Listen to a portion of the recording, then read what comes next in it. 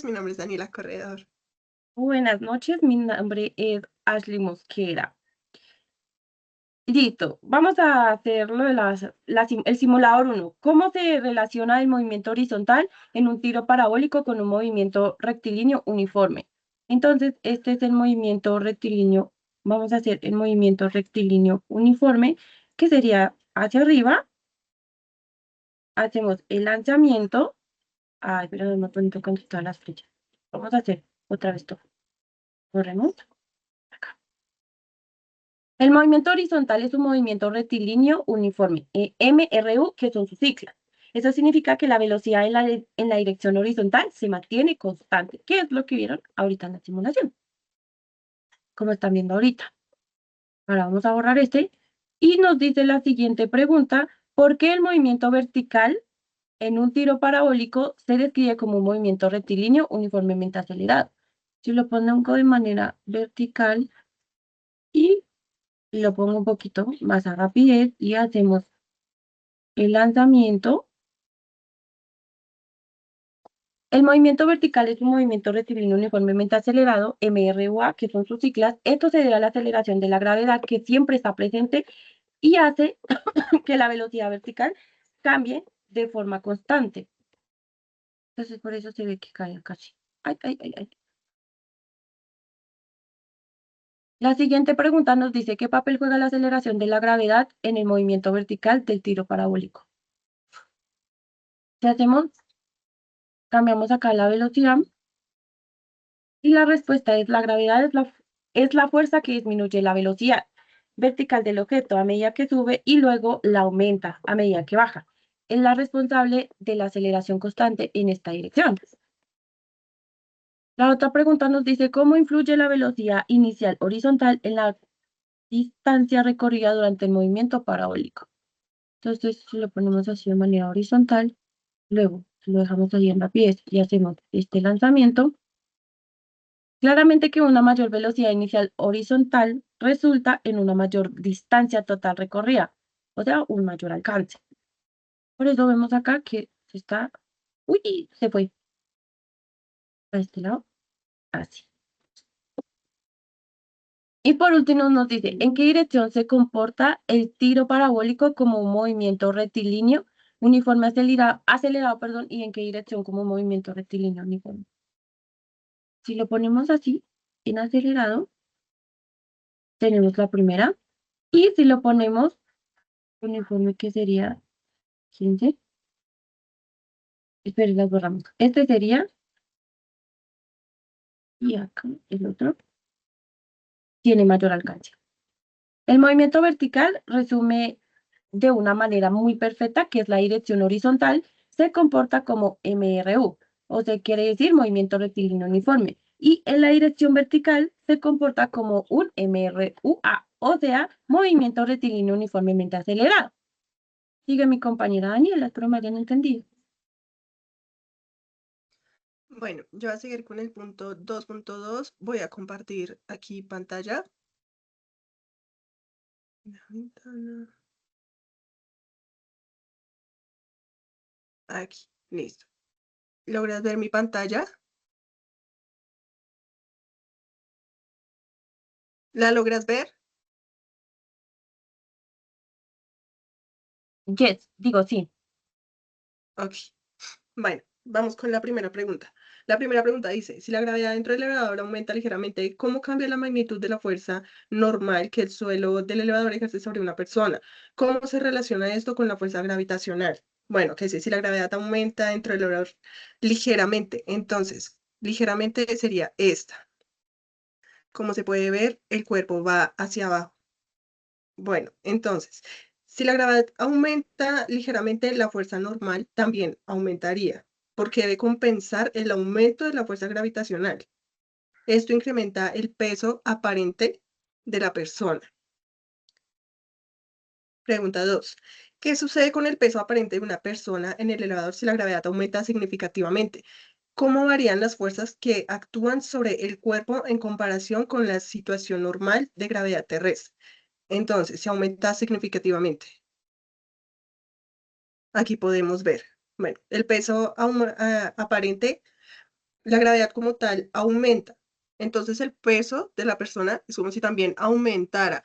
Entonces, ¿qué pasa ahí? El suelo ejerce una mayor presión hacia arriba de la persona para compensar como tal ese aumento, o sea, mayor fuerza gravitacional hacia abajo y una mayor fuerza normal hacia arriba.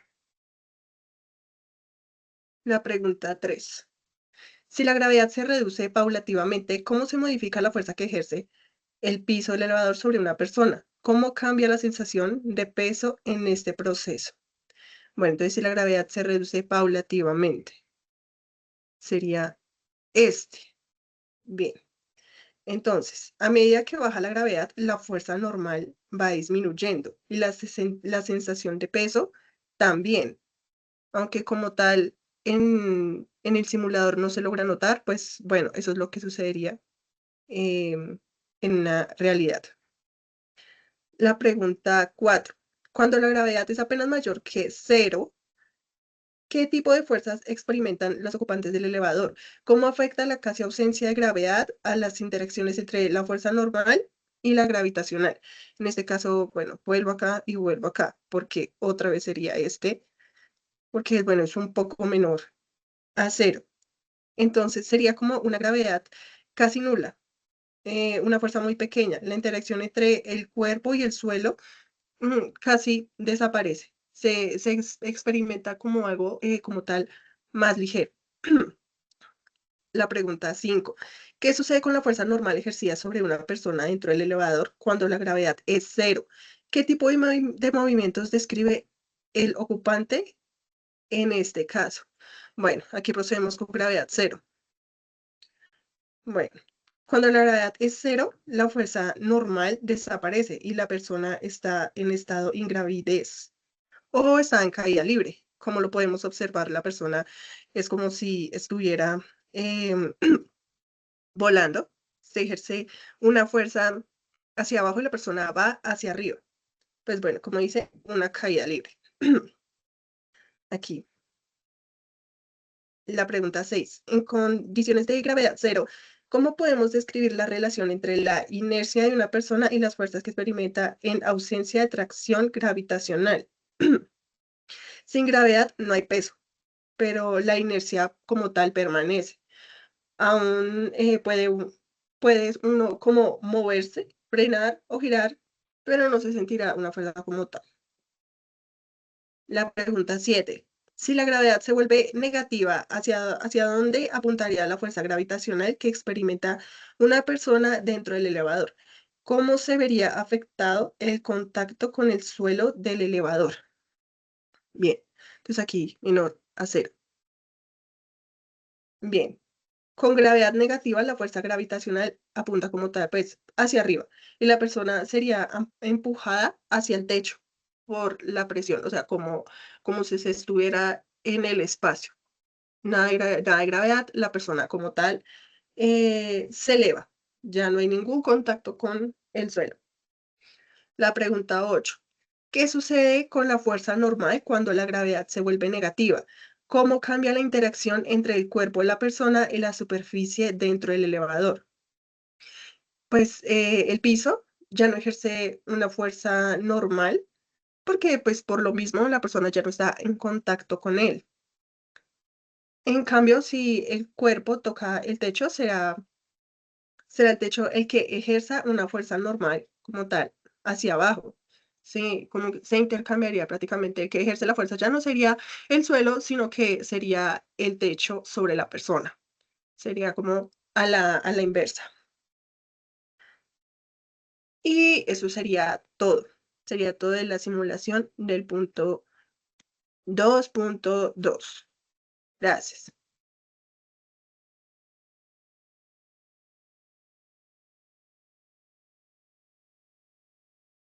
Ahora procedo yo con el siguiente punto. Voy a compartir mi pantalla.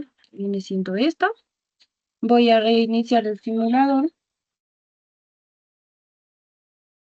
y vamos a ver la primera pregunta. Dice, ¿por qué la persona dentro del autobús ve que la esfera se mueve hacia atrás cuando el autobús acelera hacia adelante? Vamos a acelerar el autobús, déjenme que me toca estar reiniciando y vamos a acelerar. La explicación es, cuando el autobús arranca, el cuerpo es empujado hacia el asiento. Lo mismo le ocurre a la esfera. Pero si la sueltas, verás que la esfera se mueve hacia atrás. Esto es porque haya una fuerza empujándola hacia atrás. Es la inercia de la esfera la que hace que se resista al cambio, que su estado de movimiento cambie. La esfera que estaba quieta tiende a permanecer quieta mientras el autobús y la persona que se mueve hacia adelante y desde el punto de vista de la persona que está afuera parece que la esfera se moviera hacia atrás. ¿Qué es lo que se ve aquí en la imagen? Aquí tenemos a la niña, vamos a reiniciar o volverlo a hacer. Aquí está el aceleramiento, ¿no? Entonces, la persona que está dentro ve que la esfera se mueve hacia atrás, pero la que está afuera, que la niña de acá, ve que se mueve hacia atrás y el que está dentro mantiene su eje. O sea, aquí vemos la aceleración, la fuerza, la velocidad y la aceleración del conductor. Luego, ¿cómo se explica la inercia el hecho ¿Cómo explica la inercia el hecho de que una persona fuera del autobús vea que la esfera se mueve hacia adelante cuando el autobús se detiene? Entonces vamos a iniciar de nuevo, vamos a arrancar y detenemos el bus. Ok, no, este no funciona. Espera.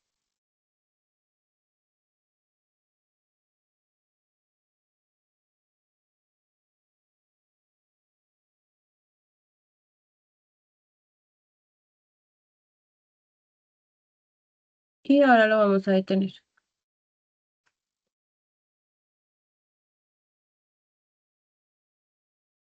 Ahora imaginemos que el autobús enfrente se inclina hacia adelante y la esfera también parece moverse hacia adelante.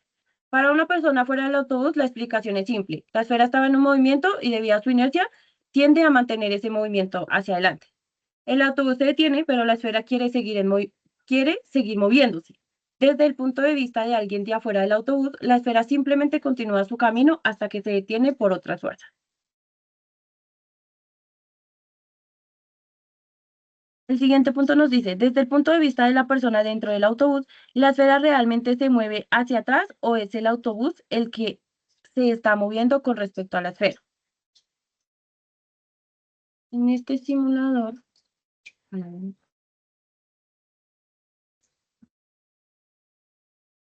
desde la perspectiva de la persona dentro del autobús, parece que la esfera se moviese hacia atrás o hacia adelante, pero en realidad la esfera simplemente se resiste al cambio de velocidad del autobús, lo que se observa en un movimiento relativo. La esfera se mueve con respecto al autobús, que está en el marco de referencia de la persona que lo está viendo, pero su movimiento se puede explicar perfectamente por la inercia.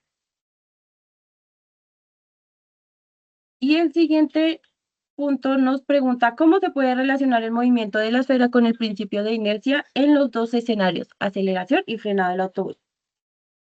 Ok, primero vamos a hacer lo que es aceleración. Padre Dios celestial, dame paciencia. Arrancó, listo. Y aquí abajo se detiene. Si ven, se devolvió la esfera a su punto inicial.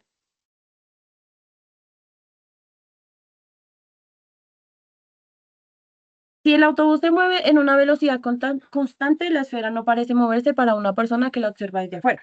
¿Por qué? Porque la esfera se está moviendo a la misma velocidad que el autobús. Ambos tienen el mismo estado de movimiento y la inercia los mantiene así. Por eso, para un observador externo, no hay ningún cambio relativo de posición entre la esfera y el autobús.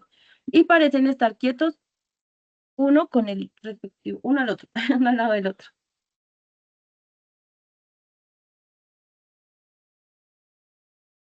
Ah, respondí, fue la última, porque la esfera parece no moverse en una persona que observa hacia afuera. Sí, ya creo que ya terminé. Sí, eso es todo. Muchas gracias por vernos. Feliz noche. Muchas gracias.